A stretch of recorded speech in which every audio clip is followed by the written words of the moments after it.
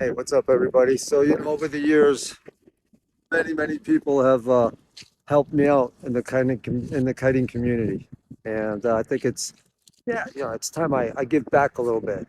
I haven't seen that much stuff on like how to build up your confidence when you're by yourself, so that when you do meet up with a bunch of people, you're not completely freaked out. Now, the first few times, I know I was completely freaked out. I didn't want to do it. There's a couple of people I'm specifically talking about, and you know who you are, being all scared and being made to do it. Don't be scared. Most of the time we're flying by ourselves, right? Or at least I know I am. So once you get to be with a couple of people, 4, 6, 8, 12, you know, a group of flyers, and they say, "Hey, come on, man, get on the line." And you're like, "Oh shit, no way, I can't. I'm freaking out. You guys, there's too many lines." But they forced me. Thank God. I remember when I first started flying on the line, right? Now, when I was by myself, I could do a left-facing hover all day long. Then I'd get on the line and I couldn't hold a hover. I don't know what the hell was going on. Building confidence is what it's all about, right? I was lucky enough to have a bunch of people around me that forced me to get on the line, but also that gave me a lot of pointers as far as how to control the kite better. So I thought I'd do a couple of videos, a little series, I guess. Just a few things that I was privileged enough to have pointed out to me, things that I worked on, things that I still work on when I'm by myself. And I think the video's got to start with 180 go, right? The kite comes, you stop, turn it around, go the opposite way. Whatever orientation, you could be in the ball position, right? So now you're at a 45-degree angle, you got to go up, turn it around, come back down to the ball, or fly through, turn it around and go back. So whatever the orientation is, you got to do 180s quite a bit. So here's my 2 cents. I hope you like it. Somebody I was with noticed really quickly that when I was doing my 180s, I was losing altitude, a little bit like that, right? Right when you first learn to do one, to turn the kite around, you'll notice that you're losing a little bit of altitude. Then you got to kind of go back up to make it through so that you're not hitting anybody, right? So somebody pointed that out. See how that just falls right out of this guy right there? That's my spot. Look, trees over there, sun over there, a big, building over here. So that's just the way it is. So, so what you want to do basically, you want to work on that bottom wing. If you pay attention to the bottom wing, I'm really pulling the bottom wing up before I do anything. We interrupt this program to bring you some pertinent information that I just forgot. All right. You're going to hear me saying a lot, bring the bottom wing up.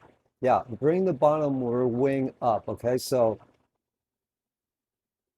what I mean by that is use the reverse to bring the bottom wing up. Just like that. Sorry, I didn't mention this. But when I say bring, so when I say bring the bottom wing up, I don't mean bring it up this way, obviously, right? I mean in reverse, because when you're coming through this way, you want to stay at the same altitude, bring the bottom wing up in reverse. That's the important part, in reverse. And now, back to your regular programming. The trick is to work on that bottom wing. If you notice, the first thing that moves really is the bottom wing. You want to try to bring the bottom wing up and then level out. All right, so look, the thing is to bring that bottom wing up, try and keep it level so that you're staying at the same altitude when you're doing your 180 and go. 180.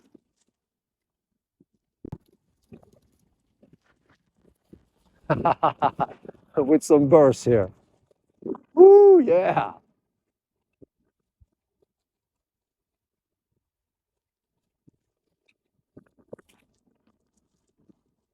So this area has helped me with control.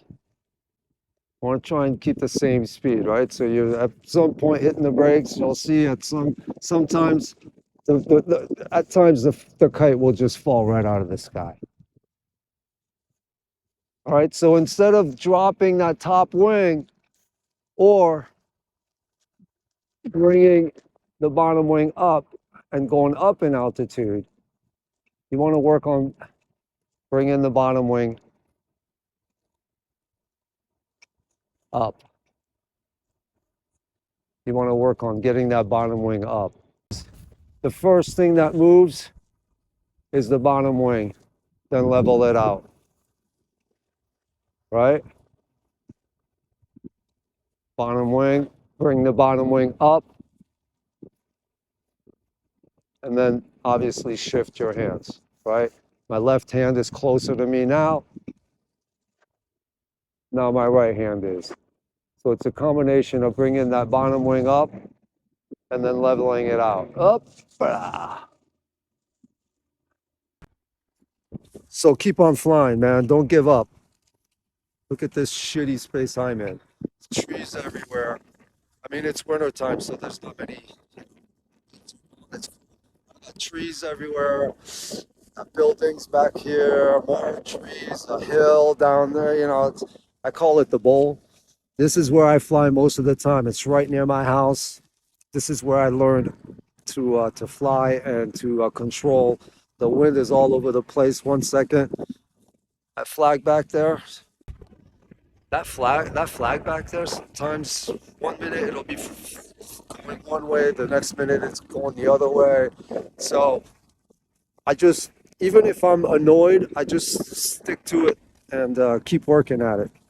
Keep flying. Keep flying.